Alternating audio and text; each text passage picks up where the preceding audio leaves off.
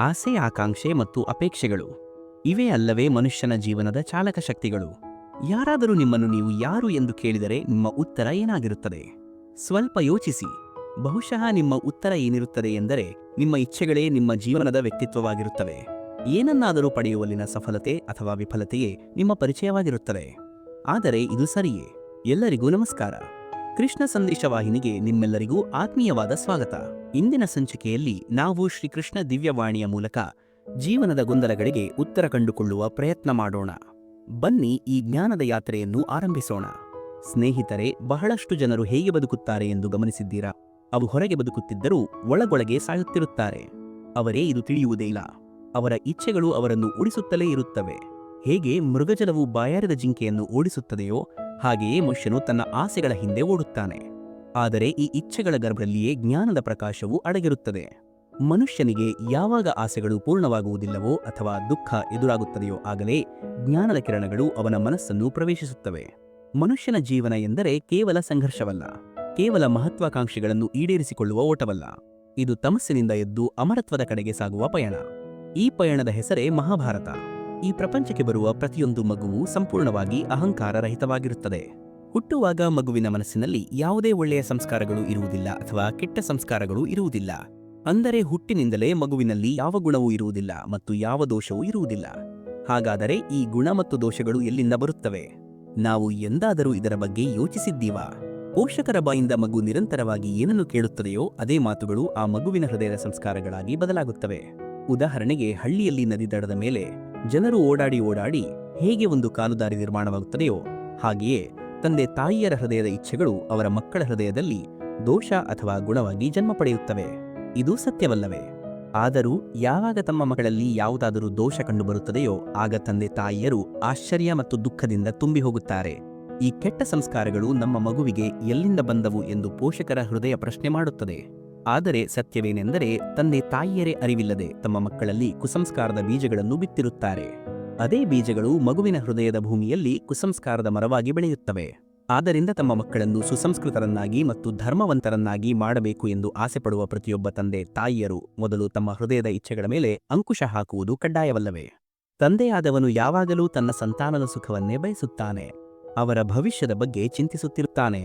ಇದೇ ಕಾರಣದಿಂದ ತಾನು ನಡೆದ ದಾರಿಯನ್ನೇ ತನ್ನ ಮಕ್ಕಳಿಗೂ ತೋರಿಸಲು ಪ್ರಯತ್ನಿಸುತ್ತಾನೆ. ಯಾವ ದಾರಿಯಲ್ಲಿ ತಾನು ಸಾಕಷ್ಟು ದೂರ ನಡೆದಿದ್ದೇನೆಯೋ, ಎಲ್ಲಿ ಮುಳ್ಳು ಕಲ್ಲುಗಳಿವೆ ಎಂದು ತಾನು ನೋಡಿದ್ದೇನೆಯೋ, ಎಲ್ಲಿ ಬಿಸಿಲು ನೆರಳು ಇದೆ ಎಂದು ತಾನು ಅರಿತಿದ್ದೇನೆಯೋ ಅದೇ ದಾರಿಯಲ್ಲಿ ತನ್ನ ಮಗನೂ ನಡೆಯಲಿ ಎಂದು ತಂದೆ ಬಯಸುತ್ತಾನೆ. ಇದು ಪ್ರತಿಯೊಬ್ಬ ತಂದೆಯ ಇಚ್ಛೆಯಾಗಿರುತ್ತದೆ. ನಿಸ್ಸಂದೇಹವಾಗಿ ಇದು ಉತ್ತಮವಾದ ಭಾವನೆಯೇ ಆಗಿದೆ. ಆದರೆ ನಾವು 3 ಪ್ರಶ್ನೆಗಳ ಬಗ್ಗೆ ವಿಚಾರ ಮಾಡಬೇಕಿದೆ. ನಾವು ಇದನ್ನು ಮರೆತೇ ಬಿಡುತ್ತೇವೆ. ಮೊದಲನೆಯ ಪ್ರಶ್ನೆ ಏನೆಂದರೆ, ಸಮಯದ ಜೊತೆಗೆ ಪ್ರತಿಯೊಂದು ಮಾರ್ಗವೂ ಬದಲಾಗುವುದಿಲ್ಲವೇ? ಸಮಯವು ಯಾವಾಗಲೂ ಹೊಸ ಸವಾಲುಗಳನ್ನು ತೆಗೆದುಕೊಂಡು ಬರುವುದಿಲ್ಲವೇ? ಹಾಗಿದ್ದ ಮೇಲೆ ಕಳೆದು ಹೋದ ಸಮಯದ ಅನುಭವಗಳು ಹೊಸ ಪೀಳಿಗೆಗೆ ಹೇಗೆ ಲಾಭ ನೀಡಬಲ್ಲವು? ಎರಡನೆಯ ಪ್ರಶ್ನೆ ಏನೆಂದರೆ, ಪ್ರತಿಯೊಂದು ಮಗುವು ತನ್ನ ತಂದೆ ತಾಯಿಯರ ಪ್ರತಿಬಿಂಬವೇ ಆಗಿರುತ್ತದೆಯೇ? ಮಕ್ಕಳಿಗೆ ಸಂಸ್ಕಾರವನ್ನು ಪೋಷಕರು ನೀಡಬಹುದು, ಆದರೆ ಒಳಗಿನ ಸಾಮರ್ಥ್ಯವನ್ನು ಈಶ್ವರನು ನೀಡುತ್ತಾನೆ. ತಂದೆಗೆ ಯಾವ ದಾರಿಯಲ್ಲಿ ಸಫಲತೆ ಸಿಕ್ಕಿದೆಯೋ ಅದೇ ದಾರಿಯಲ್ಲಿ ಅವನ ಮಕ್ಕಳಿಗೂ ಸಫಲತೆ ಮತ್ತು ಸುಖ ಸಿಗುತ್ತದೆ ಎಂಬ ನಂಬಿಕೆ ಇದೆಯೇ? ಇನ್ನು ಮೂರನೆಯ ಪ್ರಶ್ನೆ ಏನೆಂದರೆ, ಜೀವನದ ಸಂಘರ್ಷಗಳು ಮತ್ತು ಸವಾಲುಗಳು ಲಾಭಕಾರಿಯಲ್ಲವೇ? ಪ್ರತಿಯೊಂದು ಹೊಸ ಪ್ರಶ್ನೆಯೂ ಒಂದು ಹೊಸ ಉತ್ತರದ ಬಾಗಿಲನ್ನು ತೆರೆಯುವುದಿಲ್ಲವೇ? ಹಾಗಿದ್ದ ಮೇಲೆ ಮಕ್ಕಳನ್ನು ಹೊಸ ಪ್ರಶ್ನೆಗಳಿಂದ, ಸಂಘರ್ಷಗಳಿಂದ ಮತ್ತು ಸವಾಲುಗಳಿಂದ ದೂರ ಇಡುವುದು ಅವರಿಗೆ ಲಾಭವನ್ನು ಉಂಟು ಮಾಡುತ್ತದೆಯೇ ಅಥವಾ ಹಾನಿಯನ್ನು ಉಂಟು ಮಾಡುತ್ತದೆಯೇ? ಸತ್ಯವೇನೆಂದರೆ, ಮಗುವಿನ ಭವಿಷ್ಯವನ್ನು ನಿರ್ಮಾಣ ಮಾಡುವ ಬದಲು ಅವರ ಚಾರಿತ್ರ್ಯವನ್ನು ನಿರ್ಮಾಣ ಮಾಡುವುದು ಶ್ರೇಷ್ಠವಾದುದು. ಮಕ್ಕಳಿಗೆ ಜೀವನದ ಮಾರ್ಗವನ್ನು ನಿಗದಿಪಡಿಸುವ ಬದಲು ಅವರಿಗೆ ಹೊಸ ಸಂಘರ್ಷಗಳನ್ನು ಎದುರಿಸುವ ಮನೋಬಲ ಮತ್ತು ಜ್ಞಾನವನ್ನು ನೀಡುವುದು ಹೆಚ್ಚು ಲಾಭದಾಯಕವಲ್ಲವೇ? ಸ್ವಲ್ಪ ನೀವೇ ಯೋಚಿಸಿ ನೋಡಿ. ತಮ್ಮ ಪೂರ್ವಜರ ಇಚ್ಛೆ, ಆಸೆ, ಮಹತ್ವಾಕಾಂಕ್ಷೆ, ದ್ವೇಷ ಮತ್ತು ಪ್ರತೀಕಾರಗಳ ಲೆಕ್ಕಾಚಾರಗಳು ಮುಂದಿನ ಪೀಳಿಗೆಯ ಆಸ್ತಿಯಾಗುತ್ತವೆ. ತಂದೆ ತಾಯಿಯರು ತಮ್ಮ ಮಕ್ಕಳಿಗೆ ಜಗತ್ತಿನ ಎಲ್ಲ ಸುಖವನ್ನು ನೀಡಲು ಬಯಸುತ್ತಾರೆ. ಆದರೆ ಅದರ ಜೊತೆಗೆ ತಮ್ಮ ದ್ವೇಷದ ಸಂಪತ್ತನ್ನು ನೀಡುತ್ತಾರೆ. ತಮ್ಮ ಸಾವಿನ ನಂತರವೂ ದ್ವೇಷದ ವಿಷ ತುಂಬಿದ ಮಡಿಕೆಯನ್ನು ಮಕ್ಕಳಿಗೆ ಇಡುತ್ತಾರೆ. ನೀವೇ ಯೋಚಿಸಿ, ನೀವು ನಿಮ್ಮ ಮಕ್ಕಳಿಗೆ ಇಲ್ಲಿಯವರೆಗೆ ಏನನ್ನು ನೀಡಿದ್ದೀರಿ? ಖಂಡಿತವಾಗಿಯೂ ಪ್ರೀತಿ, ಜ್ಞಾನ ಮತ್ತು ಸಂಪತ್ತನ್ನು ನೀಡಿದ್ದೀರಿ. ಆದರೆ ಇದರ ಜೊತೆಗೆ ಅವರ ಮನಸ್ಸನ್ನು ಕೊಳಕಿನಿಂದ ತುಂಬುವ ದ್ವೇಷವನ್ನು ನೀಡಿಲ್ಲವೇ? ಒಳ್ಳೆಯದು ಮತ್ತು ಕೆಟ್ಟದ್ದರ ಪೂರ್ವ ನಿರ್ಧಾರಿತ ವ್ಯವಸ್ಥೆಯನ್ನು ನೀಡಿಲ್ಲವೇ? ಒಬ್ಬ ವ್ಯಕ್ತಿಯು ಇನ್ನೊಬ್ಬ ವ್ಯಕ್ತಿಯ ಜೊತೆಗೆ, ಒಂದು ಸಮಾಜವು ಇನ್ನೊಂದು ಸಮಾಜದ ಜೊತೆಗೆ, ಒಂದು ರಾಷ್ಟ್ರವು ಇನ್ನೊಂದು ರಾಷ್ಟ್ರದ ಜೊತೆಗೆ ನಡೆಸುವ ಸಂಘರ್ಷಗಳು ಕೇವಲ ಪೂರ್ವಾಗ್ರಹಗಳಿಂದ ನಿರ್ಮಾಣವಾಗಿರುವುದಿಲ್ಲವೇ? ಸತ್ಯ, ಮೃತ್ಯು ಮತ್ತು ರಕ್ತಪಾತಗಳನ್ನು ಮಕ್ಕಳು ಪೂರ್ತಿಯಾಗಿ ತಿಳಿದಿರುವುದಿಲ್ಲ. ಅಂದರೆ ತಂದೆ ತಾಯಿಯರು ತಮ್ಮ ಮಕ್ಕಳಿಗೆ ಜನ್ಮದ ಜೊತೆಗೆ ಮೃತ್ಯುವಿನ ದಾನವನ್ನು ನೀಡುತ್ತಾರೆ. ಪ್ರೀತಿಯ ಪ್ರಕಾಶದ ಜೊತೆಗೆ ದ್ವೇಷದ ಕತ್ತಲನ್ನು ನೀಡುತ್ತಾರೆ. ಕತ್ತಲು ಮನಸ್ಸಿನಲ್ಲಿ ಭಯವನ್ನುಂಟು ಮಾಡುತ್ತದೆ. ಈ ಭಯವು ವಾಸ್ತವಿಕವಾಗಿರುವುದಿಲ್ಲ. ಅದರಿಂದ ಕೇವಲ ಭಯ ಮಾತ್ರ ಸಿಗುತ್ತದೆ. ಕೇವಲ ಭಯ ಮಾತ್ರ. ಮನುಷ್ಯನ ಸ್ವಭಾವವೇ ಆಗಿದೆ. ತನಗೆ, ತನ್ನ ಕುಟುಂಬಕ್ಕೆ ಮತ್ತು ತನ್ನ ಮಕ್ಕಳಿಗೆ ಅತಿ ಹೆಚ್ಚಿನ ಸುಖ ಸಿಗಲಿ ಎಂದು ಅವನು ಆಸೆಪಡುತ್ತಾನೆ. ಇದೇ ಕಾರಣದಿಂದ ನಾವು ಯಾವಾಗಲೂ ಶ್ರಮ ಮತ್ತು ಕಷ್ಟಗಳಿಂದ ದೂರ ಇರಲು ಬಯಸುತ್ತೇವೆ. ವಿಶ್ರಾಂತಿ ಮತ್ತು ಸವಲತ್ತುಗಳನ್ನು ಹೆಚ್ಚಿಸಿಕೊಳ್ಳಲು ಪ್ರಯತ್ನಿಸುತ್ತೇವೆ. ನೀವೇ ನಿಮ್ಮ ಜೀವನದ ಬಗ್ಗೆ ಯೋಚಿಸಿ. ನಾವು ನಮ್ಮ ಮಕ್ಕಳಿಗಾಗಿ ಯಾವಾಗಲೂ ವಿಶ್ರಾಂತಿ ಮತ್ತು ಸೌಲಭ್ಯಗಳ ಏರ್ಪಾಡು ಮಾಡುತ್ತೇವೆ ಎಂಬುದು ಸತ್ಯವಲ್ಲವೇ? ಆದರೆ ಕೇವಲ ವಿಶ್ರಾಂತಿಯಿಂದ ಏನು ಲಾಭ ಸಿಗುತ್ತದೆ ಎಂದು ಎಂದಾದರೂ ಯೋಚಿಸಿದ್ದೀರಾ? ಕೇವಲ ಸುಖ ಮತ್ತು ಸೌಲಭ್ಯಗಳು ಯಾರಿಗೆ ಸಿಗುತ್ತವೆಯೋ ಅವರ ಜೀವನ ಹೇಗಿರುತ್ತದೆ? ಶರೀರವು ಯಾವಾಗ ಶ್ರಮ ಪಡುತ್ತದೆಯೋ ಆಗ ಅದು ಹೆಚ್ಚು ಆರೋಗ್ಯವಂತವಾಗುತ್ತದೆ. ಬುದ್ಧಿಯು ಯಾವಾಗ ಕಠಿಣ ಸವಾಲುಗಳನ್ನು ಎದುರಿಸುತ್ತದೆಯೋ ಆಗ ಅದು ಹೆಚ್ಚು ತೇಜಸ್ವಿಯಾಗುತ್ತದೆ. ಇದು ನಮ್ಮೆಲ್ಲರ ಅನುಭವಕ್ಕೆ ಬಂದಿರುವ ವಿಷಯವೇ ಆಗಿದೆ. ಆದರೆ ನಾವು ಬಹುಶಃ ಇದೊಂದು ವಿಷಯವನ್ನು ಮರೆತು ಬಿಡುತ್ತೇವೆ. ಮನಸ್ಸು ಮತ್ತು ಆತ್ಮಕ್ಕೆ ಯಾವಾಗ ಕಷ್ಟಗಳು ಎದುರಾಗುತ್ತವೆಯೋ ಆಗ ಅವು ಕೂಡ ಹೆಚ್ಚು ಬಲಶಾಲಿಯಾಗುತ್ತವೆ. ಅಂದರೆ ನಾವು ಯಾವಾಗ ನಮ್ಮ ಮಕ್ಕಳನ್ನು ಶ್ರಮ ಮತ್ತು ದುಃಖದಿಂದ ದೂರ ಇಡಲು ಪ್ರಯತ್ನಿಸುತ್ತೇವೆಯೋ ಆಗ ನಾವು ವಾಸ್ತವದಲ್ಲಿ ಅವರ ಸುಖದ ದಾರಿಯನ್ನು ಮುಚ್ಚಿದಂತೆ ಆಗುವುದಿಲ್ಲವೇ? ಮಕ್ಕಳ ಭವಿಷ್ಯವನ್ನು ಸುರಕ್ಷಿತವಾಗಿಸುವ ಪ್ರಯತ್ನ ಮಾಡುವುದೇ ಪ್ರತಿಯೊಬ್ಬ ತಂದೆ ತಾಯಿಯ ಮೊದಲ ಕರ್ತವ್ಯವಾಗಿರುತ್ತದೆ.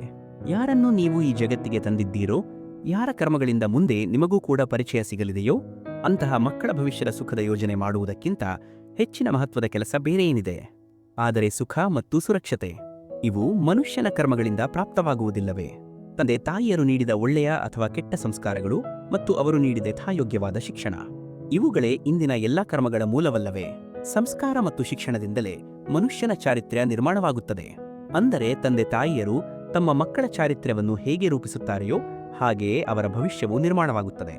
ಆದರೂ ಕೂಡ ಬಹುತೇಕ ತಂದೆ ತಾಯಿಯರು ತಮ್ಮ ಮಕ್ಕಳ ಭವಿಷ್ಯವನ್ನು ಸುರಕ್ಷಿತವಾಗಿಸುವ ಚಿಂತೆಯಲ್ಲಿ ಅವರ ಚಾರಿತ್ರ್ಯ ನಿರ್ಮಾಣದ ಕೆಲಸವನ್ನು ಮರೆತೇ ಬಿಡುತ್ತಾರೆ. ಸ್ನೇಹಿತರೆ, ಯಾವ ಪೋಷಕರು ತಮ್ಮ ಮಕ್ಕಳ ಭವಿಷ್ಯದ ಚಿಂತೆ ಮಾಡುತ್ತಾರೆಯೋ ಅವರ ಮಕ್ಕಳಿಗೆ ಯಾವುದೇ ಲಾಭವಾಗುವುದಿಲ್ಲ.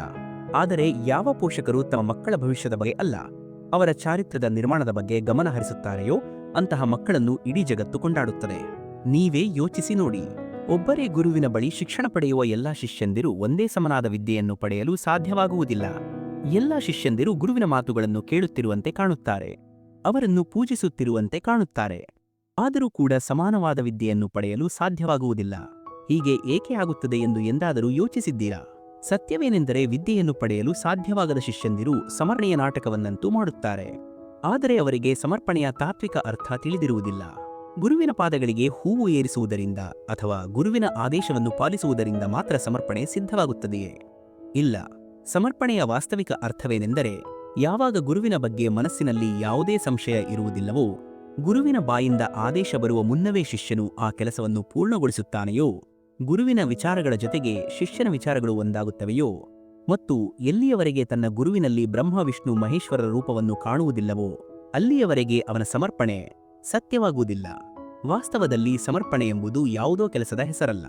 ಸಮರ್ಪಣೆ ಎಂಬುದು ಹೃದಯದ ಭಾವನೆ ಮತ್ತು ಮನಸ್ಸಿನ ಸ್ಥಿತಿಯ ಹೆಸರಾಗಿದೆ. ಹಾಗಾದರೆ ನಮ್ಮ ಅಜ್ಞಾನದಲ್ಲಿ ಕೇವಲ ನಮ್ಮ ಮನಸ್ಸಿನ ದೋಷ ಇಲ್ಲವೇ? ಗುರುವಿನ ಜ್ಞಾನ ಪ್ರಾಪ್ತಿಯು ಯಾವಾಗಲೂ ಸಮರ್ಪಣೆಯಿಂದಲೇ ಆಗುತ್ತದೆ ಎಂಬುದು ನಮಗೆಲ್ಲರಿಗೂ ತಿಳಿದಿದೆ. ಆದರೆ ಸಮರ್ಪಣೆಯ ವಾಸ್ತವಿಕ ಮಹತ್ವ ಏನು ಎಂದು ನಾವು ಎಂದಾದರೂ ಯೋಚಿಸಿದ್ದೇವಾ? ಮನುಷ್ಯನ ಮನಸ್ಸು ಯಾವಾಗಲೂ ಜ್ಞಾನ ಪಡೆಯುವಲ್ಲಿ ಬೇರೆ ಬೇರೆ ಅಡೆತಡೆಗಳನ್ನು ಉಂಟುಮಾಡುತ್ತದೆ. ಕೆಲವೊಮ್ಮೆ ಬೇರೆ ಯಾವುದಾದರೂ ವಿದ್ಯಾರ್ಥಿಯ ಮೇಲೆ ದ್ವೇಷ ಉಂಟಾಗುತ್ತದೆ. ಕೆಲವೊಮ್ಮೆ ಪಾಠಗಳ ಮೇಲೆ ಸಂಶಯ ಬರುತ್ತದೆ. ಕೆಲವೊಮ್ಮೆ ಗುರುಗಳು ನೀಡಿದ ದಂಡನೆಯಿಂದ ಮನಸ್ಸು ಅಹಂಕಾರದಿಂದ ತುಂಬಿ ಹೋಗುತ್ತದೆ. ಅಲ್ಲವೇ? ಏನೇನೋ ವಿಚಾರಗಳು ಮನಸ್ಸನ್ನು ದಾರಿ ತಪ್ಪಿಸುತ್ತವೆ. ಈ ಅಯೋಗ್ಯ ಸ್ಥಿತಿಯ ಕಾರಣದಿಂದಲೇ ನಾವು ಜ್ಞಾನ ಪಡೆಯಲು ಸಾಧ್ಯವಾಗುವುದಿಲ್ಲ.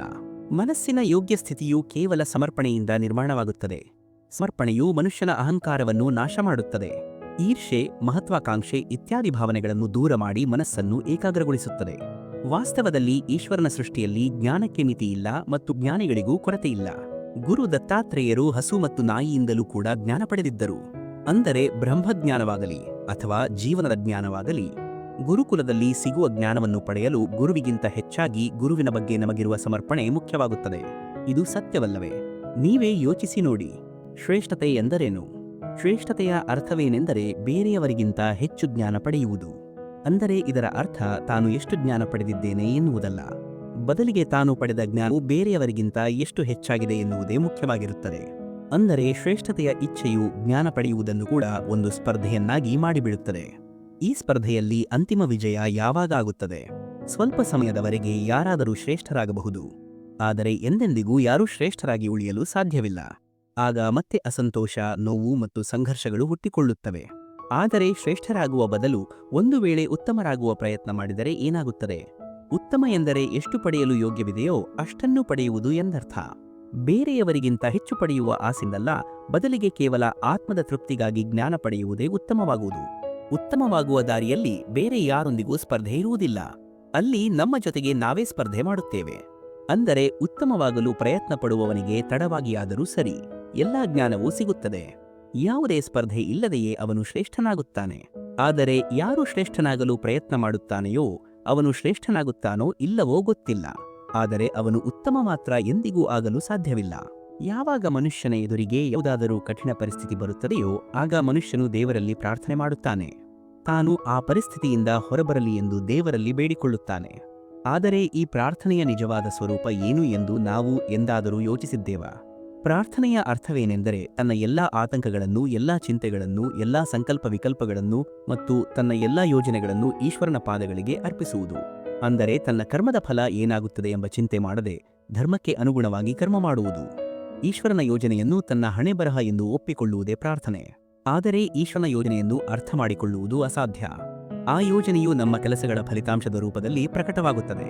ಆದರೆ ಯಾರಾದರೂ ಕರ್ಮ ಮಾಡುವುದನ್ನೇ ಬಿಟ್ಟು ಬಿಟ್ಟರೆ ಅದು ಪ್ರಾರ್ಥನೆಯಾಗುತ್ತದೆ. ವಾಸ್ತವದಲ್ಲಿ ಕರ್ಮವೇ ಜೀವನ. ಫಲದ ಬಗ್ಗೆ ಆಸೆ ಇಟ್ಟುಕೊಳ್ಳದೆ ಇರುವುದೇ ಪ್ರಾರ್ಥನೆ. ಯಾವುದು ಪ್ರಾರ್ಥನೆಯ ಕೆಲಸದಲ್ಲಿ ಅಡ್ಡಿಯಾಗುತ್ತದೆಯೋ, ಮನುಷ್ಯನಿಗೆ ಕೆಲಸವನ್ನೇ ಮಾಡಲು ಬಿಡುವುದಿಲ್ಲವೋ ಅದು ಪ್ರಾರ್ಥನೆಯಲ್ಲ, ಅದು ಸೋಲು. ನೀವೇ ಯೋಚಿಸಿ. ಮನುಷ್ಯನ ಜೀವನದ ಚಾಲಕ ಶಕ್ತಿ ಭಯವಾಗಿದೆ. ಮನುಷ್ಯನು ಯಾವಾಗಲೂ ಭಯದ ಕಾರಣವನ್ನು ಹುಡುಕುತ್ತಲೇ ಇರುತ್ತಾನೆ. ಜೀವನದಲ್ಲಿ ನಾವು ಆಯ್ಕೆ ಮಾಡಿಕೊಳ್ಳುವ ಮಾರ್ಗಗಳನ್ನು ಕೂಡ ನಾವು ಭಯದ ಕಾರಣದಿಂದಲೇ ಆಯ್ಕೆ ಮಾಡಿಕೊಳ್ಳುತ್ತೇವೆ. ಆದರೆ ಇದು ವಾಸ್ತವವೇ? ಸ್ವಲ್ಪ ಯೋಚಿಸಿ. ನಾವು ಸಮಯದ ಒಡೆಯರೂ ಅಲ್ಲ. ನಮ್ಮ ಶತ್ರುಗಳು ಅಥವಾ ಪ್ರತಿಸ್ಪರ್ಧಿಗಳು ಕೂಡ ಸಮಯದ ಒಡೆಯರಲ್ಲ. ಸಮಯವು ಈಶ್ವರನ ಅಧೀನದಲ್ಲಿ ನಡೆಯುತ್ತದೆ. ಹಾಗಿದ್ದ ಮೇಲೆ ಯಾರಾದರೂ ನಿಮಗೆ ಹಾನಿ ಮಾಡಲು ಕೇವಲ ಯೋಚನೆ ಮಾಡಿದರೆ ಅವರು ನಿಜವಾಗಿಯೂ ನಿಮಗೆ ಹಾನಿ ಮಾಡಲು ಸಾಧ್ಯವೇ? ಇಲ್ಲ. ಆದರೆ ಭಯದಿಂದ ತುಂಬಿದ ನಮ್ಮ ಹೃದಯವೇ ನಮಗೆ ಹೆಚ್ಚು ಹಾನಿಯನ್ನು ಉಂಟುಮಾಡುತ್ತದೆ. ಇದು ಸತ್ಯವಲ್ಲವೇ? ಕಷ್ಟದ ಸಮಯದಲ್ಲಿ ಭಯವು ಅಯೋಗ್ಯ ನಿರ್ಧಾರಗಳನ್ನು ತೆಗೆದುಕೊಳ್ಳುವಂತೆ ಮಾಡುತ್ತದೆ ಮತ್ತು ಆ ಕಷ್ಟವನ್ನು ಹೆಚ್ಚು ನೋವಿನಿಂದ ಕೂಡಿದಂತೆ ಮಾಡುತ್ತದೆ.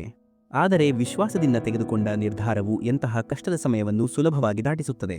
ಅಂದರೆ ಯಾವ ಕಾರಣದಿಂದ ಮನುಷ್ಯನು ತನ್ನ ಹೃದಯದಲ್ಲಿ ಭಯಕ್ಕೆ ಜಾಗ ಕೊಡುತ್ತಾನೆಯೋ ಅದು ಸರಿಯಾಗಿ ಅದರ ವಿರುದ್ಧವಾಗಿಯೇ ಕೆಲಸ ಮಾಡುತ್ತದೆ. ಇದು ಸತ್ಯವಲ್ಲವೇ? ನೀವೇ ಯೋಚಿಸಿ ನೋಡಿ. ಜೀವನದಲ್ಲಿ ಎದುರಾಗುವ ಸಂಕಟಗಳಿಗೆ ಮನುಷ್ಯ ಯಾವಾಗ ತಾನು ಯೋಗ್ಯನಲ್ಲ ಎಂದು ಅಂದುಕೊಳ್ಳುತ್ತಾನೆಯೋ, ಯಾವಾಗ ಅವನಿಗೆ ತನ್ನ ಶಕ್ತಿಯ ಮೇಲೆ ನಂಬಿಕೆ ಇರುವುದಿಲ್ಲವೋ ಆಗ ಅವನು ಸದ್ಗುಣಗಳನ್ನು ತ್ಯಜಿಸಿ ದುರ್ಗುಣಗಳನ್ನು ಅಪ್ಪಿಕೊಳ್ಳುತ್ತಾನೆ. ದುಷ್ಟತನವು ಮನುಷ್ಯನ ಜೀವನದಲ್ಲಿ ಆಗಲೇ ಜನ್ಮ ಪಡೆಯುವುದು ಯಾವಾಗ ಅವನ ಅಂತರಂಗದಲ್ಲಿ ಆತ್ಮವಿಶ್ವಾಸ ಇರುವುದಿಲ್ಲವೋ ಆಗ. ಆತ್ಮವಿಶ್ವಾಸವಿದ್ದರೆ ಅವನು ಒಳ್ಳೆಯತನವನ್ನು ಧಾರಣೆ ಮಾಡುತ್ತಾನೆ. ಈ ಆತ್ಮವಿಶ್ವಾಸ ಎಂದರೇನು? ಯಾವಾಗ ಅವನು ಜೀವನದ ಸಂಘರ್ಷಗಳು ತನ್ನನ್ನು ದುರ್ಬಲಗೊಳಿಸುತ್ತವೆ ಎಂದು ನಂಬುತ್ತಾನೆಯೋ ಆಗ ಅವನಿಗೆ ತನ್ನ ಮೇಲೆ ವಿಶ್ವಾಸ ಇರುವುದಿಲ್ಲ. ಆಗ ಅವನು ಸಂಘರ್ಷಗಳನ್ನು ಎದುರಿಸುವ ಬದಲು ಅದರಿಂದ ಪಲಾಯನ ಮಾಡುವ ಉಪಾಯಗಳನ್ನು ಹುಡುಕಲು ಆರಂಭಿಸುತ್ತಾನೆ. ಆದರೆ ಯಾವಾಗ ಅವನು ಈ ಸಂಘರ್ಷಗಳು ತನ್ನನ್ನು ಹೆಚ್ಚು ಶಕ್ತಿಶಾಲಿಯನ್ನಾಗಿ ಮಾಡುತ್ತವೆ ಎಂದು ಅರ್ಥ ಮಾಡಿಕೊಳ್ಳುತ್ತಾನೆಯೋ, ಹೇಗೆ ವ್ಯಾಯಾಮ ಮಾಡುವುದರಿಂದ ಶಕ್ತಿ ಹೆಚ್ಚಾಗುತ್ತದೆಯೋ ಹಾಗೆಯೇ ಪ್ರತಿಯೊಂದು ಸಂಘರ್ಷದ ನಂತರವೂ ತನ್ನ ಉತ್ಸಾಹ ಹೆಚ್ಚಾಗುತ್ತದೆ ಎಂದು ನಂಬುತ್ತಾನೆಯೋ ಅದೇ ಆತ್ಮವಿಶ್ವಾಸ. ಅಂದರೆ ಆತ್ಮವಿಶ್ವಾಸ ಎನ್ನುವುದು ಬೇರೇನೂ ಅಲ್ಲ, ಇದು ಮನಸ್ಸು ಜೀವನವನ್ನು ನೋಡುವ ದೃಷ್ಟಿಕೋನ ಮಾತ್ರವಾಗಿದೆ. ಜೀವನದ ದೃಷ್ಟಿಕೋನವಂತೂ ಮನುಷ್ಯನ ತನ್ನ ಕೈಯಲ್ಲೇ ಇರುತ್ತದೆ ಅಲ್ಲವೇ? ನೀವೇ ಯೋಚಿಸಿ. ಯಾವಾಗ ನಾವು ಮಾಡಿದ ಯಾವುದೋ ಒಳ್ಳೆಯ ಕೆಲಸಕ್ಕೆ ಪ್ರತಿಯಾಗಿ ದುಃಖ ಸಿಗುತ್ತದೆಯೋ ಅಥವಾ ಯಾಗುವವರ ಕೆಟ್ಟ ಕೆಲಸಕ್ಕೆ ಸುಖ ಸಿಗುತ್ತದೆಯೋ ಆಗ ಮನುಷ್ಯನು ಖಂಡಿತವಾಗಿಯೂ ಒಂದು ವಿಚಾರ ಮಾಡುತ್ತಾನೆ. ಒಳ್ಳೆಯ ಕೆಲಸ ಮಾಡುವುದರಿಂದ ಅಥವಾ ಧರ್ಮದ ಮಾರ್ಗದಲ್ಲಿ ನಡೆಯುವುದರಿಂದ ಏನು ಪ್ರಯೋಜನ ಎಂದು ಕೇಳುತ್ತಾನೆ. ಆದರೆ ಕೆಟ್ಟ ಆತ್ಮಕ್ಕೆ ಏನು ಸಿಗುತ್ತದೆ ಎಂಬುದನ್ನು ಕೂಡ ನೋಡಿ. ಪಾಪ ಮಾಡುವವನ ಹೃದಯ ಯಾವಾಗಲೂ ಚಂಚಲವಾಗಿರುತ್ತದೆ, ತಳಮಳಗೊಳ್ಳುತ್ತಿರುತ್ತದೆ. ಅವನ ಮನಸ್ಸಿನಲ್ಲಿ ಯಾವಾಗಲೂ ಹೊಸ ಹೊಸ ಸಂಘರ್ಷಗಳು ಹುಟ್ಟುತ್ತವೆ. ಅವಿಶ್ವಾಸವು ಅವನನ್ನು ಜೀವನ ಪೂರ್ತಿ ಓಡಿಸುತ್ತಲೇ ಇರುತ್ತದೆ. ಯಾವಾಗ ಧರ್ಮದ ದಾರಿಯಲ್ಲಿ ನಡೆಯುವ ಒಳ್ಳೆಯ ಕೆಲಸ ಮಾಡುವ ಸಚ್ಚಾರಿತ್ರ ವ್ಯಕ್ತಿಯ ಹೃದಯ ಶಾಂತವಾಗಿರುತ್ತದೆ, ಎಂತಹ ಪರಿಸ್ಥಿತಿಗಳು ಬಂದರೂ ಜೀವನದ ಸುಖಕ್ಕೆ ಅಡ್ಡಿಯಾಗುವುದಿಲ್ಲ. ಸಮಾಜದಲ್ಲಿ ಗೌರವ ಮತ್ತು ಮನಸ್ಸಿನಲ್ಲಿ ಸದಾ ಸಂತೋಷ ಇರುತ್ತದೆ. ಅಂದರೆ ಒಳ್ಳೆಯ ನಡವಳಿಕೆಯು ಭವಿಷ್ಯದಲ್ಲಿ ಸುಖ ಪಡೆಯುವ ಮಾರ್ಗವಲ್ಲ, ಒಳ್ಳೆಯ ನಡವಳಿಕೆಯೇ ಸ್ವತಃ ಸುಖವಾಗಿದೆ. ಹಾಗೆಯೇ ಕೆಟ್ಟ ನಡವಳಿಕೆಯು ಭವಿಷ್ಯದಲ್ಲಿ ಯಾರಿಗೂ ದುಃಖ ಕೊಡುವ ಮಾರ್ಗವಲ್ಲ, ಅಧರ್ಮವೇ ಸಾಕ್ಷಾತ್ ದುಃಖವನ್ನು ಉಂಟುಮಾಡುತ್ತದೆ. ಧರ್ಮವು ಸುಖವನ್ನು ನೀಡುತ್ತದೆಯೇ ಇಲ್ಲವೇ ಎಂಬುದನ್ನು ನಾವೇ ನಿರ್ಧರಿಸಬೇಕು. ಯಾವಾಗ ಯಾವುದೋ ಘಟನೆಯಲ್ಲಿ ಒಬ್ಬ ವ್ಯಕ್ತಿಗೆ ಅನ್ಯಾಯದ ಅನುಭವ ಆಗುತ್ತದೆಯೋ ಆಗ ಆ ಘಟನೆಯು ಅವನ ಅಂತರಂಗವನ್ನು ಅಲ್ಲಾಡಿಸಿ ಬಿಡುತ್ತದೆ. ಇಡೀ ಜಗತ್ತು ಅವನಿಗೆ ಶತ್ರುವಿನಂತೆ ಕಾಣುತ್ತದೆ. ಅನ್ಯಾಯ ಎನಿಸುವ ಘಟನೆ ಎಷ್ಟು ದೊಡ್ಡದಾಗಿರುತ್ತದೆಯೋ ಮನುಷ್ಯನ ಹೃದಯವು ಅಷ್ಟೇ ಜೋರಾಗಿ ವಿರೋಧ ಮಾಡುತ್ತದೆ. ಆ ಘಟನೆಗೆ ಉತ್ತರವಾಗಿ ಅವನು ನ್ಯಾಯವನ್ನು ಕೇಳುತ್ತಾನೆ. ಆದರೆ ಯೋಗ್ಯವಾದ ನ್ಯಾಯ ಸಿಕ್ಕರೂ ಕೂಡ ಸಮಾಜದಲ್ಲಿ ಯಾವುದೇ ರೀತಿಯ ನ್ಯಾಯವು ವ್ಯಕ್ತಿಯ ನಂಬಿಕೆ ಮತ್ತು ವಿಶ್ವಾಸದ ನಾಶವನ್ನು ತಡೆಯಲು ಸಾಧ್ಯವಿಲ್ಲ. ಆದರೆ ಈ ನ್ಯಾಯ ಎಂದರೇನು? ನ್ಯಾಯದ ಅರ್ಥವೇನು? ನ್ಯಾಯದ ಅರ್ಥವೇನೆಂದರೆ ಅನ್ಯಾಯ ಮಾಡಿದವನಿಗೆ ತನ್ನ ಕೆಲಸದ ಬಗ್ಗೆ ಪಶ್ಚಾತ್ತಾಪವಾಗುವುದು ಮತ್ತು ಅನ್ಯಾಯವನ್ನು ಅನುಭವಿಸಿದವನ ಮನಸ್ಸಿನಲ್ಲಿ ಸಮಾಜದ ಬಗ್ಗೆ ಮತ್ತೆ ವಿಶ್ವಾಸ ಮೂಡುವುದು. ಇಷ್ಟೇ ನ್ಯಾಯದ ಅರ್ಥ.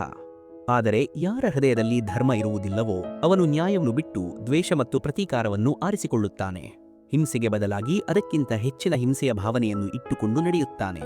ತಾನು ಅನುಭವಿಸಿದ ನೋವಿಗಿಂತ ಹೆಚ್ಚು ನೋವನ್ನು ಬೇರೆಯವರಿಗೆ ಕೊಡುವ ಪ್ರಯತ್ನ ಮಾಡುತ್ತಾನೆ. ಈ ಮಾರ್ಗದಲ್ಲಿ ನಡೆಯುತ್ತಾ ಅನ್ಯಾಯವನ್ನು ಅನುಭವಿಸಿದವನು ತಾನೇ ಅನ್ಯಾಯ ಮಾಡಲು ಶುರು ಮಾಡುತ್ತಾನೆ.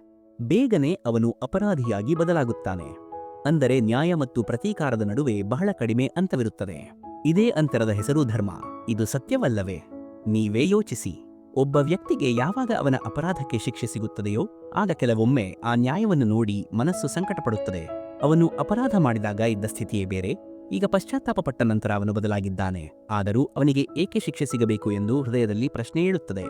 ಆದರೆ ಎಲ್ಲಿ ಗಾಯವಾಗಿರುತ್ತದೆಯೋ ಅಲ್ಲಿ ಔಷಧಿ ಹಾಕಲೇಬೇಕು. ಅದೇ ರೀತಿ ಯಾವ ಕರ್ಮ ಮಾಡಿರುತ್ತೇವೆಯೋ ಅಂತಹದ್ದೇ ಫಲ ಸಿಗುತ್ತದೆ. ಯಾರಿಗಾದರೂ ಪ್ರೀತಿ ನೀಡಿದರೆ ಸುಖ ಸಿಗುತ್ತದೆ.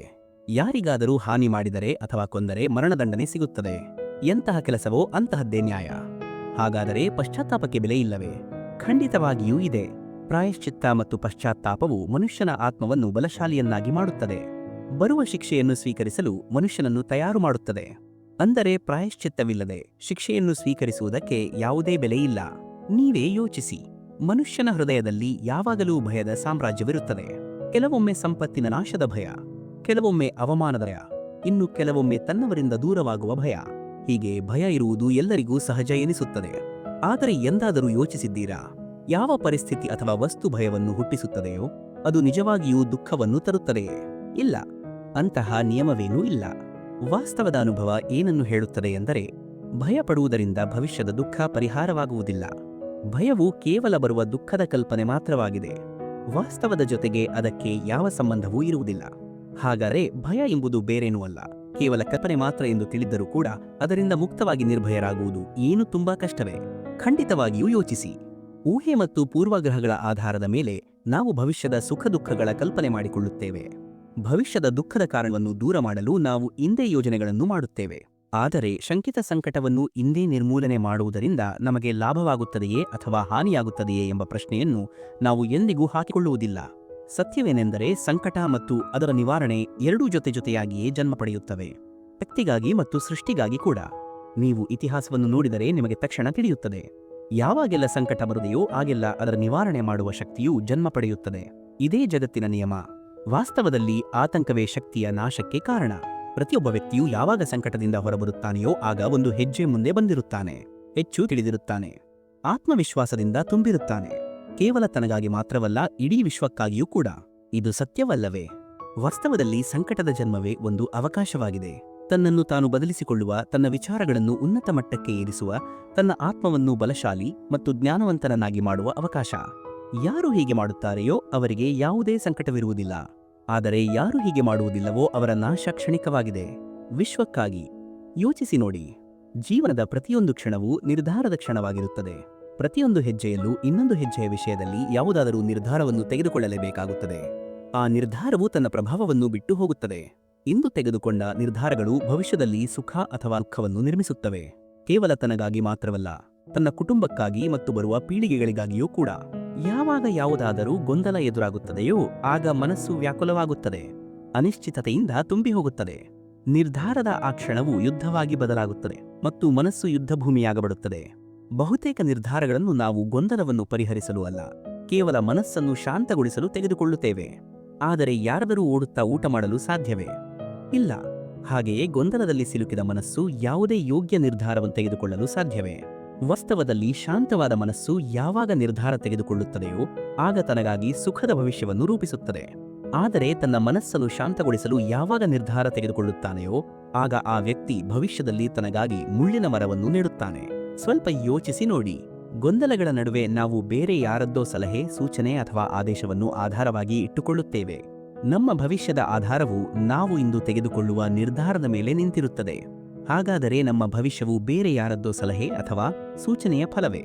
ನಮ್ಮ ಸಂಪೂರ್ಣ ಜೀವನವು ಬೇರೆ ಯಾರದ್ದೋ ಬುದ್ಧಿಯ ಪರಿಣಾಮವೇ?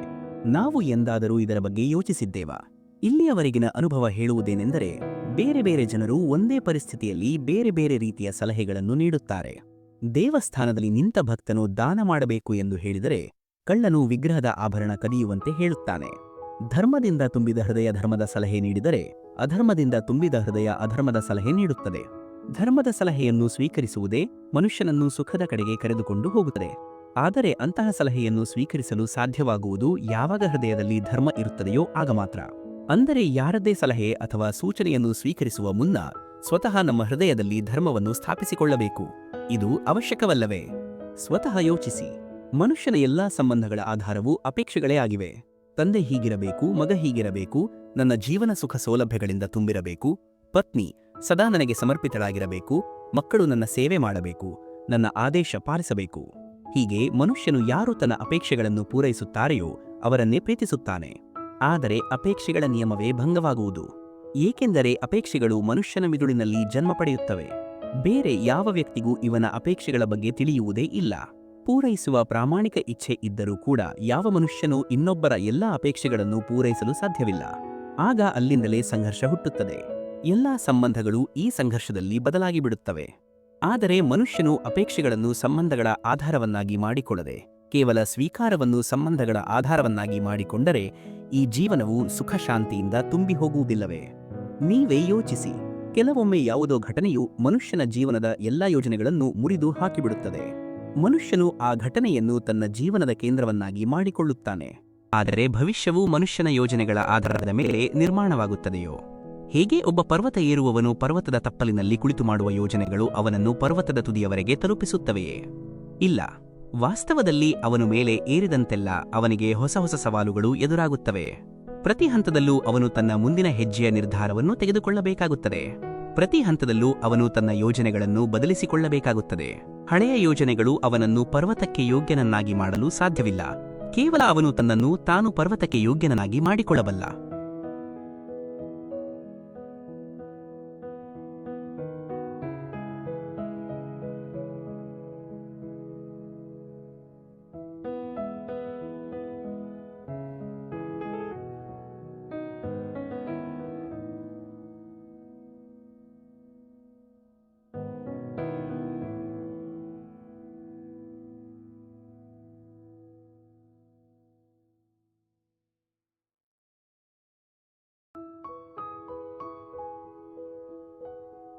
ಜೀವನದ ಜೊತೆಗೂ ಹೀಗೆ ಅಲ್ಲವೇ? ಯಾವಾಗ ಮನುಷ್ಯ ಜೀವನದಲ್ಲಿ ಯಾವುದೋ ಒಂದು ಪರಿಸ್ಥಿತಿ ಅಥವಾ ಅಡೆತಡೆಯನ್ನು ತನ್ನ ಜೀವನದ ಕೇಂದ್ರವನ್ನಾಗಿ ಮಾಡಿಕೊಳ್ಳುತ್ತಾನೆಯೋ, ತನ್ನ ಜೀವನದ ಗತಿಯನ್ನೇ ನಿಲ್ಲಿಸಿ ಬಿಡುತ್ತಾನೆಯೋ, ಆಗ ಅವನು ತನ್ನ ಜೀವನದಲ್ಲಿ ಸಫಲನಾಗುವುದಿಲ್ಲ ಮತ್ತು ಸುಖ ಶಾಂತಿಯನ್ನು ಪಡೆಯುವುದಿಲ್ಲ. ಅಂದರೆ ಜೀವನವನ್ನು ತನಗೆ ಯೋಗ್ಯವನ್ನಾಗಿ ಮಾಡಿಕೊಳ್ಳುವ ಬದಲು ತನ್ನನ್ನು ಜೀವನಕ್ಕೆ ಯೋಗ್ಯವನ್ನಾಗಿ ಮಾಡಿಕೊಳ್ಳುವುದೇ ಸಫಲತೆ ಮತ್ತು ಸುಖದ ಏಕೈಕ ಮಾರ್ಗವಲ್ಲವೇ? ನೀವೇ ಯೋಚಿಸಿ. ಅಧಿಕಾರದ ಆಸೆ ಎಲ್ಲರ ಹೃದಯವನ್ನು ಆವರಿಸಿರುತ್ತದೆ. ಪ್ರತಿಯೊಬ್ಬ ವ್ಯಕ್ತಿಯೂ ತನ್ನದೊಂದು ರಾಷ್ಟ್ರವನ್ನು ನಿರ್ಮಿಸಿಕೊಳ್ಳಲು ಪ್ರಯತ್ನ ಪಡುತ್ತಾನೆ. ಅದು ರಾಜನಂತೆ ಬಹಳ ದೊಡ್ಡದಿರಬಹುದು ಅಥವಾ ತನ್ನ ಕುಟುಂಬದವರೆಗೆ ಸೀಮಿತವಾಗಿರಬಹುದು. ಅವನು ಅಧಿಕಾರ ಪಡೆಯುವ ಪ್ರಯತ್ನವಂತೂ ಮಾಡುತ್ತಾನೆ. ಆದರೆ ಅಧಿಕಾರದ ನಿಜವಾದ ರೂಪ ಏನು ಎಂದು ಎಂದಾದರೂ ಯೋಚಿಸಿದ್ದೀರಾ? ಒಬ್ಬ ಮನುಷ್ಯ ಎಷ್ಟು ಹೆಚ್ಚು ಜನರ ಜೀವನವನ್ನು ಪ್ರಭಾವಿಸಬಲ್ಲನೋ, ಎಷ್ಟು ಹೆಚ್ಚು ಜನರ ಜೀವನದ ಸ್ವಾತಂತ್ರ್ಯದ ಮೇಲೆ ಅಂಕುಶ ಹಾಕಬಲ್ಲನೋ, ಅಷ್ಟೇ ಹೆಚ್ಚು ಅಧಿಕಾರದ ಅನುಭವ ಪಡೆಯುತ್ತಾನೆ. ಅಧಿಕಾರದ ವಾಸ್ತವಿಕ ರೂಪವೇ ಬೇರೆಯವರ ಜೀವನದ ಮೇಲೆ ತನ್ನ ಪ್ರಭಾವ ಬೀರುವುದು. ಆದರೆ ನಿಜವಾದ ಪ್ರಭಾವವು ಪ್ರೀತಿ, ದಯೆ, ಕರುಣೆ ಮತ್ತು ಧರ್ಮದಿಂದ ನಿರ್ಮಾಣವಾಗುವುದಿಲ್ಲವೇ?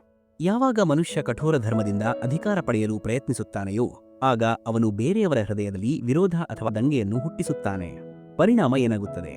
ಸ್ವಲ್ಪ ಸಮಯದವರೆಗೆ ಅವನು ತನ್ನನ್ನು ಪ್ರಭಾವಿ ಮತ್ತು ಶಕ್ತಿಶಾಲಿ ಎಂದು ಅಂದುಕೊಳ್ಳಬಹುದು. ಆದರೆ ವಾಸ್ತವದಲ್ಲಿ ಅದು ನಿಜವಲ್ಲ. ಇದೇ ಕಾರಣಕ್ಕೆ ವಸಿಷ್ಠರಂತಹ ಋಷಿಗಳನ್ನು ಇಂದಿಗೂ ಪೂಜಿಸಲಾಗುತ್ತದೆ. ಆದರೆ ರಾವಣ ಮತ್ತು ಹಿರಣ್ಯಕಶಿಪುವನ್ನಲ್ಲ. ಇದರ ಬಗ್ಗೆ ನೀವು ಅವಶ್ಯವಾಗಿ ಯೋಚಿಸಿ. ಸಮಯದ ಆರಂಭದಿಂದಲೇ ಮನುಷ್ಯಗೆ ಒಂದು ಪ್ರಶ್ನೆ ಸದಾ ಕಾಡುತ್ತಿದೆ. ತನ್ನ ಸಂಬಂಧಗಳಲ್ಲಿ ಅತಿ ಹೆಚ್ಚು ಲಾಭ ಮತ್ತು ಅತಿ ಕಡಿಮೆ ಅಪಾಯವನ್ನು ಹೇಗೆ ಪಡೆಯಬಹುದು ಎಂಬುದು. ನಿಮ್ಮ ಎಲ್ಲ ಸಂಬಂಧಗಳು ನಿಮಗೆ ಸಂಪೂರ್ಣ ಸಂತೋಷ ನೀಡಿವೆಯೇ ಎಂದು ಯೋಚಿಸಿ ನೋಡಿ. ನಮ್ಮ ಜೀವನವು ಸಂಬಂಧಗಳ ಮೇಲೆ ಆಧಾರಿತವಾಗಿದೆ. ನಮ್ಮ ಸುರಕ್ಷತೆ ಸಂಬಂಧಗಳ ಮೇಲೆ ಆಧಾರಿತವಾಗಿದೆ. ಇದೇ ಕಾರಣದಿಂದ ನಮ್ಮ ಜೀವನದ ಎಲ್ಲ ಸುಖಗಳ ಆಧಾರವು ಸಂಬಂಧಗಳೇ ಆಗಿವೆ. ಆದರೂ ಕೂಡ ನಮಗೆ ಸಂಬಂಧಗಳಿಂದ ಸುಖಕ್ಕಿಂತ ಹೆಚ್ಚಾಗಿ ದುಃಖವೇ ಏಕೆ ಸಿಗುತ್ತದೆ? ಯಾವಾಗಲೂ ಸಂಘರ್ಷಗಳು ಕೂಡ ಸಂಬಂಧಗಳಿಂದಲೇ ಏಕೆ ಹುಟ್ಟಿಕೊಳ್ಳುತ್ತವೆ ಎಂದಾದರೂ ಯೋಚಿಸಿದ್ದೀರಾ? ಯಾವಾಗ ಒಬ್ಬ ವ್ಯಕ್ತಿ ಇನ್ನೊಬ್ಬ ವ್ಯಕ್ತಿಯ ವಿಚಾರ ಅಥವಾ ಕೆಲಸವನ್ನು ಒಪ್ಪಿಕೊಳ್ಳುವುದಿಲ್ಲವೋ, ಅವರಲ್ಲಿ ಬದಲಾವಣೆ ತರಲು ಪ್ರಯತ್ನಿಸುತ್ತಾನೆಯೋ, ಆಗ ಸಂಘರ್ಷ ಹುಟ್ಟುತ್ತದೆ. ಅಂದರೆ ಎಷ್ಟು ಹೆಚ್ಚು ನಿರಾಕರಣೆಯೋ ಅಷ್ಟೇ ಹೆಚ್ಚು ಸಂಘರ್ಷ, ಮತ್ತು ಎಷ್ಟು ಹೆಚ್ಚು ಸ್ವೀಕಾರವೋ ಅಷ್ಟೇ ಹೆಚ್ಚು ಸುಖ. ಇದು ವಾಸ್ತವವಲ್ಲವೇ? ಒಂದು ವೇಳೆ ಮನುಷ್ಯನು ಸ್ವತಃ ತನ್ನ ಅಪೇಕ್ಷೆಗಳ ಮೇಲೆ ಅಂಕುಶ ಹಾಕಿ ತನ್ನ ವಿಚಾರಗಳನ್ನು ಬೇರೆಯವರ ಮೇಲೆ ಹೇರಿ ಅವರಲ್ಲಿ ಬದಲಾವಣೆ ತರುವ ಪ್ರಯತ್ನ ಮಾಡದೆ ಸ್ವತಃ ತನ್ನೊಳಗೆ ಬದಲಾವಣೆ ಮಾಡಿಕೊಳ್ಳುವ ಪ್ರಯತ್ನ ಮಾಡಿದರೆ ಸಂಬಂಧಗಳಲ್ಲಿ ಸಂತೋಷ ಪಡೆಯುವುದು ಎಷ್ಟು ಕಷ್ಟ. ಅಂದರೆ ಸ್ವೀಕಾರವೇ ಸಂಬಂಧದ ನಿಜವಾದ ಅರ್ಥವಲ್ಲವೇ? ನೀವೇ ಯೋಚಿಸಿ. ಇಬ್ಬರು ವ್ಯಕ್ತಿಗಳು ಯಾವಾಗ ಹತ್ತಿರ ಬರುತ್ತಾರೆಯೋ ಆಗ ಒಬ್ಬರಿಗೊಬ್ಬರು ಮಿತಿಗಳನ್ನು ಮತ್ತು ಮರ್ಯಾದೆಗಳನ್ನು ನಿರ್ಮಿಸಿಕೊಳ್ಳಲು ಪ್ರಯತ್ನ ಪಡುತ್ತಾರೆ.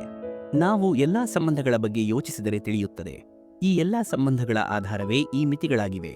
ನಾವು ಬೇರೆಯವರಿಗಾಗಿ ನಿರ್ಮಿಸುವ ಮತ್ತು ಅರಿವಿಲ್ಲದೆಯೂ ಯಾರಾದರೂ ಆ ಮಿತಿಗಳನ್ನು ಮುರಿದರೆ ತಕ್ಷಣ ನಮ್ಮ ಹೃದಯ ಕೋಪದಿಂದ ತುಂಬಿ ಹೋಗುತ್ತದೆ.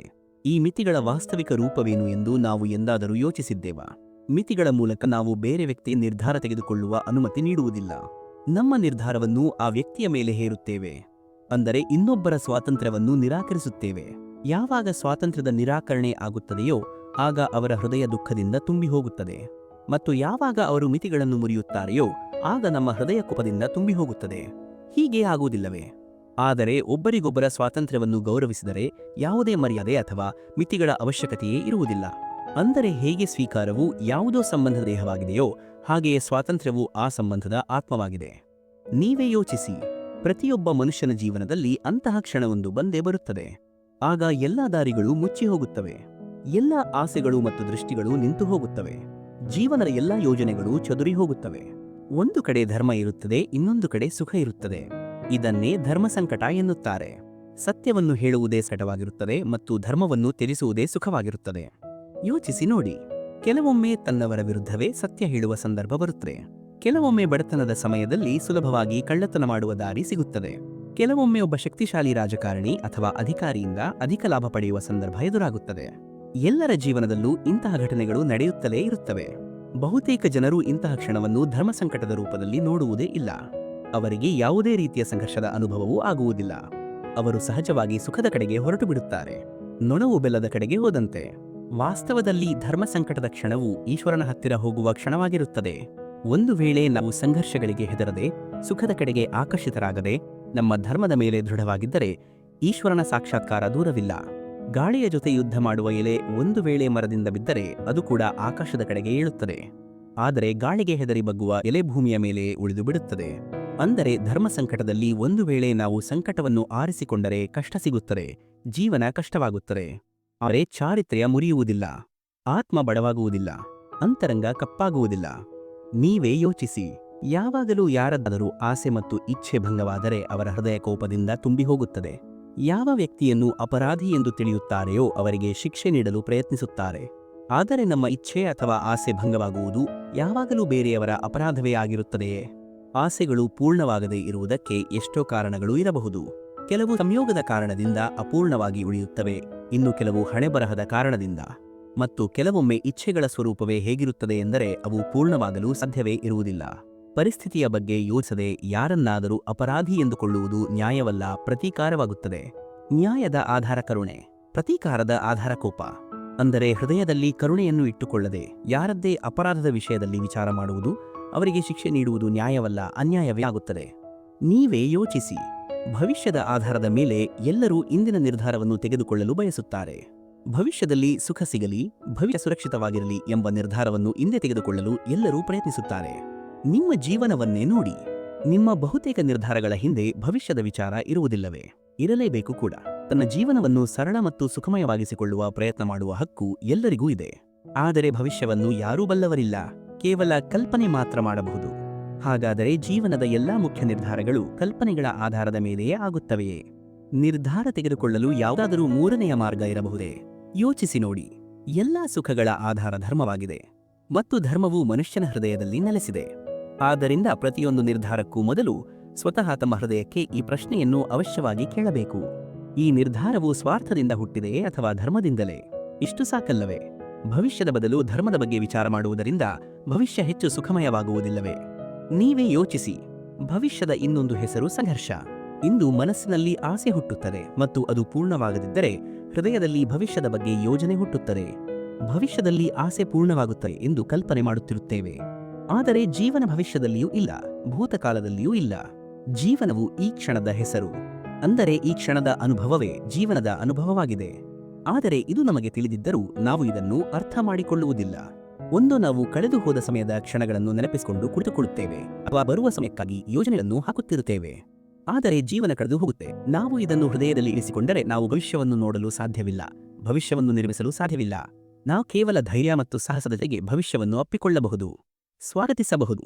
ಭವಿಷ್ಯದ ಬಗ್ಗೆ ಚಿಂತಿಸದೆ ಜೀವನದ ಪ್ರತಿಕ್ಷಣವನ್ನು ಜೀವಿಸುವುದು ಜೀವನವನ್ನು ಆನಂದಮಯವಾಗಿಸುವುದಿಲ್ಲವೇ? ನೀವೇ ಯೋಚಿಸಿ. ಎಲ್ಲರ ಜೀವನದಲ್ಲೂ ಇಂತಹ ಪ್ರಸಂಗ ಬಂದೇ ಬರುತ್ತದೆ. ಸತ್ಯವನ್ನು ಹೇಳುವ ಸಮಯ ಬಂದಿರುತ್ತದೆ. ಹೃದಯದಲ್ಲಿ ಸತ್ಯ ಇರುತ್ತದೆ, ಆದರೆ ಬಾಯಿಂದ ಹೊರಗೆ ಬರುವುದಿಲ್ಲ. ಯಾವುದೋ ಭಯ ಮನಸ್ಸನ್ನು ಆವರಿಸಿರುತ್ತದೆ. ಯಾವುದೋ ಘಟನೆ ಅಥವಾ ಪ್ರಸಂಗದ ಬಗ್ಗೆ ಮಾತನಾಡುವುದು ಅಥವಾ ನಮ್ಮಿಂದ ಯಾವುದೋ ತಪ್ಪಾಗಿ ಅದರ ಬಗ್ಗೆ ಏನಾದರೂ ಹೇಳುವುದು ಕಷ್ಟವಾಗುತ್ತದೆ. ಇದು ಸತ್ಯ ಹೇಳುವುದಲ್ಲವೇ? ಇಲ್ಲ, ಇದು ಕೇವಲ ತಥ್ಯ. ಅಂದರೆ ಹೇಗಾಗಿತ್ತೋ ಹಾಗೆಯೇ ಹೇಳಿಬಿಡುವುದು ಸಾಮಾನ್ಯ ವಿಷಯ. ಆದರೆ ಕೆಲವೊಮ್ಮೆ ಈ ತಥ್ಯವನ್ನು ಹೇಳುವಾಗಲೂ ಭಯವಾಗುತ್ತದೆ. ಬಹುಶಃ ಬೇರೆಯವರ ಭಾವನೆಗಳ ಬಗ್ಗೆ ವಿಚಾರ ಬರುತ್ತದೆ. ಬೇರೆಯವರಿಗೆ ದುಃಖವಾಗುತ್ತದೆ ಎಂಬ ಭಯವೂ ಮಾತುಗಳನ್ನು ತಡೆಯುತ್ತದೆ. ಹಾಗಾದರೆ ಈ ಸತ್ಯ ಎಂದರೇನು ಮತ್ತು ನಾವು ಎಂದಾದರೂ ಯೋಚಿಸಿದ್ದೇವಾ? ಯಾವಾಗ ಭಯವಿದ್ದರೂ ಕೂಡ ಯಾರಾದರೂ ತಥ್ಯವನ್ನು ಹೇಳುತ್ತಾರೆಯೋ ಆಗ ಅದು ಸತ್ಯ ಎನಿಸಿಕೊಳ್ಳುತ್ತದೆ. ವಾಸ್ತವದಲ್ಲಿ ಸತ್ಯ ಎಂಬುದು ಬೇರೇನೂ ಅಲ್ಲ, ಕೇವಲ ನಿರ್ಭಯತೆಯ ಇನ್ನೊಂದು ಹೆಸರು. ಆದರೆ ನಿರ್ಭಯರಾಗಲು ಯಾವುದೇ ಸಮಯವಿಲ್ಲ, ಏಕೆಂದರೆ ನಿರ್ಭಯತೆ ಆತ್ಮದ ಸ್ವಭಾವವೇ ಆಗಿದೆ. ಅಂದರೆ ಪ್ರತಿಯೊಂದು ಕ್ಷಣವೂ ಸತ್ಯ ಹೇಳುವ ಅವಕಾಶವೇ ಆಗಿರುವುದಿಲ್ಲವೇ? ನೀವೇ ಯೋಚಿಸಿ. ಪರಂಪರೆಯಲ್ಲಿ ಧರ್ಮವಿರುತ್ತದೆ ಮತ್ತು ಪರಂಪರೆಗಳು ಧರ್ಮವನ್ನು ಕಾಪಾಡುವ ಕೆಲಸ ಮಾಡುತ್ತವೆ. ಇದು ಸತ್ಯ. ಆದರೆ ಕೇವಲ ಪರಂಪರೆಯೇ ಧರ್ಮವೇ? ಯೋಚಿಸಿ ನೋಡಿ. ಸತ್ಯವೇನೆಂದರೆ ಹೇಗೆ ಕಲ್ಲಿನಲ್ಲಿ ಶಿಲ್ಪ ಅಡಗಿರುತ್ತದೆಯೋ ಹಾಗೆಯೇ ಪರಂಪರೆಯಲ್ಲಿ ಧರ್ಮ ಅಡಗಿರುತ್ತದೆ. ಕಲ್ಲೇ ಶಿಲ್ಪವಲ್ಲ. ಶಿಲ್ಪವನ್ನು ಹೊರತೆಗೆಯಲು ಕಲ್ಲನ್ನು ಒಡೆಯಬೇಕಾಗುತ್ತದೆ, ಅನಾವಶ್ಯಕ ಭಾಗಗಳನ್ನು ತೆಗೆಯಬೇಕಾಗುತ್ತದೆ. ಅದೇ ರೀತಿ ಪರಂಪರೆಗಳಲ್ಲಿ ಧರ್ಮವನ್ನು ಹುಡುಕಬೇಕಾಗುತ್ತದೆ. ಹೇಗೆ ಇಂದ್ರ ಪೂಜೆಯ ಪರಂಪರೆಯನ್ನು ಮುರಿದು ಗೋವರ್ಧನ ಪೂಜೆಯ ಧರ್ಮವನ್ನು ಹುಡುಕದಿದ್ದರೆ ಯಾದವರಿಗೆ ಅವರ ಮುಕ್ತಿಯ ಮಾರ್ಗ ಸಿಗುತ್ತಿರಲಿಲ್ಲವೋ, ಹಾಗೆಯೇ ಪರಂಪರೆಯನ್ನು ಸಂಪೂರ್ಣವಾಗಿ ಬಿಟ್ಟು ಬಿಡುವವನು ಧರ್ಮದಿಂದ ವಂಚಿತನಾಗುತ್ತಾನೆ. ಮತ್ತು ಪರಂಪರೆಯನ್ನೇ ಗುಲಾಮನಂತೆ ಪಾಲಿಸುವವನು ಕೂಡ ಧರ್ಮವನ್ನು ಪಡೆಯಲು ಸಾಧ್ಯವಾಗುವುದಿಲ್ಲ. ಹಂಸದ ಹತ್ತಿರ ನೀರು ಮತ್ತು ಹಾಲನ್ನು ಬೇರ್ಪಡಿಸುವ ವಿವೇಕ ಇರುತ್ತದೆ ಎನ್ನುತ್ತಾರೆ. ಹಾಲಿನಲ್ಲಿ ಬೆರೆತ ನೀರನ್ನು ಬಿಟ್ಟು ಕೇವಲ ಹಾಲನ್ನು ಮಾತ್ರ ಸ್ವೀಕರಿಸುತ್ತದೆ. ಹಾಗಾದರೆ ನಿಜವಾದ ಧರ್ಮವನ್ನು ಪಡೆಯಲು ಹೃದಯದಲ್ಲಿ ಜ್ಞಾನದಿಂದ ಹುಟ್ಟಿದ ವಿವೇಕ ಅವಶ್ಯಕವಲ್ಲವೇ? ಅಂತಹ ವಿವೇಕವಿಲ್ಲದೆ ಯಾವುದನ್ನು ಧರ್ಮ ಎಂದುಕೊಂಡಿದ್ದೇವೆಯೋ ಅದು ವಾಸ್ತವದಲ್ಲಿ ಧರ್ಮ ಆಗದೇ ಇರಬಹುದು. ಆಗಲೂ ಕೂಡ ಅಧರ್ಮವೇ ಆಗುವ ಸಾಧ್ಯತೆ ಇದೆ ಅಲ್ಲವೇ? ಮಹಾಭಾರತದ ಯುದ್ಧ, ಮಹಾಭಾರತದ ಕಥೆ, ಇದು ಅನೇಕ ಸತ್ಯಗಳನ್ನು ಸ್ಥಾಪಿಸುತ್ತದೆ. ಅಂತರ್ಗತವಾಗಿ ಇದು ಜ್ಞಾನ ಮತ್ತು ಅಜ್ಞಾನದ ಯುದ್ಧವಾಗಿದೆ. ಅಧರ್ಮದ ಮೂಲವೇನು? ಇಲ್ಲಿ ಒಂದು ಮಾತು ಬರುತ್ತದೆ, ಅಧರ್ಮದ ವಿಕಾಸದಲ್ಲಿ ಅಹಂಕಾರವಿದೆಂದು. ಅಹಂಕಾರ ಹೇಗೆ? ಅಹಂಕಾರವು ಒಬ್ಬ ವ್ಯಕ್ತಿಯ ಹೃದಯದಲ್ಲಿ ಸುಖ, ಶಾಂತಿ, ಅಧಿಕಾರ ಮತ್ತು ಸಂಪತ್ತಿನ ಇಚ್ಛೆಗಳಿಂದ ಸುತ್ತುವರಿದಿರುತ್ತದೆ. ಸಾಮಾನ್ಯವಾಗಿ ಮನುಷ್ಯ ತನ್ನ ತಂದೆ, ತಾಯಿ, ಮಕ್ಕಳು, ಅಣ್ಣ, ತಮ್ಮ, ಪತ್ನಿಯ ಜೊತೆಗೆ ಸರಿಯಾಗಿಯೇ ನಡೆದುಕೊಳ್ಳುತ್ತಾನೆ. ಯಾವುದೇ ಅನ್ಯಾಯ ಮಾಡುವುದಿಲ್ಲ. ಸುಖ ಮತ್ತು ಸಂಪತ್ತನ್ನು ಸಮಾನವಾಗಿ ಹಂಚಿಕೊಂಡು ಅನುಭವಿಸುತ್ತಾನೆ. ಏಕೆಂದರೆ ಅವನಿಗೆ ಗೊತ್ತು ಅವರೇ ಅವನ ಸುಖದ ಆಧಾರ, ಅವನ ಕುಟುಂಬವೇ ಅವನ ಸುಖದ ಮೂಲ. ಆದರೆ ಇದು ಅವನಿಗೆ ತಿಳಿದಿರುತ್ತದೆ. ಅದೇ ಸಮಾಜದ ಜೊತೆಗೆ ಅವನು ಅನ್ಯಾಯ ಮಾಡಿಕೊಳ್ಳುತ್ತಾನೆ, ಸಮಾಜದ ಶೋಷಣೆ ಮಾಡಿಕೊಳ್ಳುತ್ತಾನೆ. ಏಕೆಂದರೆ ಅವನು ಸಮಾಜವನ್ನು ತನ್ನವೆಂದುಕೊಳ್ಳುವುದಿಲ್ಲ, ಸಮಾಜವನ್ನು ತನ್ನ ಸುಖದ ಸಾಧನ ಎಂದುಕೊಳ್ಳುತ್ತಾನೆ. ಅದೇ ದ್ವೇಷಕ್ಕೆ ಕಾರಣ ಮತ್ತು ಅಧರ್ಮಕ್ಕೆ ಅಡಿಪಾಯ. ಯಾವಾಗ ಈ ಅರಿವು ಮೂಡುತ್ತದೆಯೋ ಈ ಇಡೀ ಸಂಸಾರವೇ ಪರಮಾತ್ಮನ ರೂಪವಾಗಿದೆ ಎಂದು, ಪ್ರತಿಯೊಂದು ಜೀವವೂ ಪರಮಾತ್ಮನ ಅಂಶವಾಗಿದೆ ಎಂದು, ಅಂದರೆ ಯಾರೂ ಪರಾಯರಲ್ಲ, ಎಲ್ಲರೂ ತನ್ನವರೇ ಎಂದು, ಇಡೀ ಸಂಸಾರವೇ ತನ್ನ ಜೀವವಾಗಿದೆ ಎಂದು, ತನ್ನದೇ ಕುಟುಂಬವಾಗಿದೆ ಎಂದು, ತನ್ನದೇ ಕುಟುಂಬವಾಗಿದೆ ಎಂದು, ಆಗ ವಿರೋಧಕ್ಕೆ ಯಾವುದೇ ಕಾರಣವೇ ಇರುವುದಿಲ್ಲ. ಎಲ್ಲ ಸಂಘರ್ಷಗಳು, ಎಲ್ಲ ದ್ವೇಷಗಳು, ಎಲ್ಲ ಪ್ರತೀಕಾರಗಳು ನಾಶವಾಗುತ್ತವೆ. ಅಂತರ್ಯಾಮಿ ಪರಮಾತ್ಮ ಮತ್ತು ಸಂಸಾರದಲ್ಲಿ ಏಕಾತ್ಮತೆ, ಇದೇ ಧರ್ಮದ ಮೂಲ, ಇದೇ ಶಾಂತಿ. ಮಹಾಭಾರತದ ಯಾತ್ರೆಯು ಇಷ್ಟಾರ್ಥಗಳನ್ನು ಪೂರೈಸುವ ಯಾತ್ರೆಯಲ್ಲ, ಮೋಕ್ಷದ ಕಡೆಗೆ ಕರೆದೊಯ್ಯುವ ಯಾತ್ರೆಯಾಗಿದೆ. ಪುಣ್ಯ ಸಂಪಾದನೆ ಮಾಡಲು ಬಯಸುವ ಪ್ರಜೆಗಳು ಎಲ್ಲಿಯವರೆಗೆ ಮಹಾಭಾರತದ ಕಥೆಯನ್ನು ತಮ್ಮ ಸ್ವರಗಳಲ್ಲಿ ಜೀವಂತವಾಗಿ ಇಡುತ್ತಾರೆಯೋ ಅಲ್ಲಿಯವರೆಗೆ ಎಂತಹ ವಿಕೃತ ದುಶ್ಯಾಸನನೂ ಕೂಡ ದ್ರೌಪದಿಯ ವಸ್ತ್ರಾಪಹರಣ ಮಾಡಲು ಸಾಧ್ಯವಿಲ್ಲ. ಈ ಯಾತ್ರೆಯಲ್ಲಿ ನನ್ನ ಜೊತೆಗೆ ಪ್ರವಾಸ ಮಾಡುವವರಿಗೆ ನಾನು ಅಭಿನಂದನೆ ಸಲ್ಲಿಸುತ್ತೇನೆ. ಕೊನೆಯಲ್ಲಿ ಎಲ್ಲರೂ ಜೊತೆಯಾಗಿ ಹೇಳೋಣ, ಈಶ್ವರ ನಮ್ಮ ರಕ್ಷಣೆ ಮಾಡಲಿ. ನಾವೆಲ್ಲರೂ ಒಟ್ಟಾಗಿ ಊಟ ಮಾಡೋಣ, ಒಟ್ಟಾಗಿ ಕೆಲಸ ಮಾಡೋಣ, ಒಬ್ಬರಿಗೊಬ್ಬರು ದ್ವೇಷ ಮಾಡುವುದು ಬೇಡ. ನಮ್ಮೆಲ್ಲರ ಜೀವನ ಪ್ರಕಾಶಮಯವಾಗಲಿ. ಓಂ ಶಾಂತಿಃ. ಸ್ನೇಹಿತರೆ, ಶ್ರೀಕೃಷ್ಣರ ಈ ಮಾತುಗಳು ನಿಮ್ಮ ಹೃದಯವನ್ನು ಮುಟ್ಟಿದ್ದರೆ ದಯವಿಟ್ಟು ಈ ವಿಡಿಯೋವನ್ನು ಲೈಕ್ ಮಾಡಿ ಮತ್ತು ನಿಮ್ಮ ಪ್ರೀತಿಪಾತ್ರರೊಂದಿಗೆ ಹಂಚಿಕೊಳ್ಳಿ. ಇಂತಹದೇ ಮತ್ತಷ್ಟು ಜ್ಞಾನದ ವಿಡಿಯೋಗಳಿಗಾಗಿ ನಮ್ಮ ಕೃಷ್ಣ ಸಂದೇಶ ಚಾನೆಲ್ ಅನ್ನು ಸಬ್ಸ್ಕ್ರೈಬ್ ಮಾಡಿಕೊಳ್ಳಿ. ನಿಮ್ಮ ಅನಿಸಿಕೆಗಳನ್ನು ಕಮೆಂಟ್ ಮೂಲಕ ನಮಗೆ ತಿಳಿಸಿ. ಮುಂದಿನ ಸಂಚಿಕೆಯಲ್ಲಿ ಮತ್ತೆ ಸಿಗೋಣ. ಅಲ್ಲಿಯವರೆಗೂ ನಗುತ್ತಿರಿ ಮತ್ತು ನಗಿಸುತ್ತಿರಿ. ಜೈ ಶ್ರೀಕೃಷ್ಣ.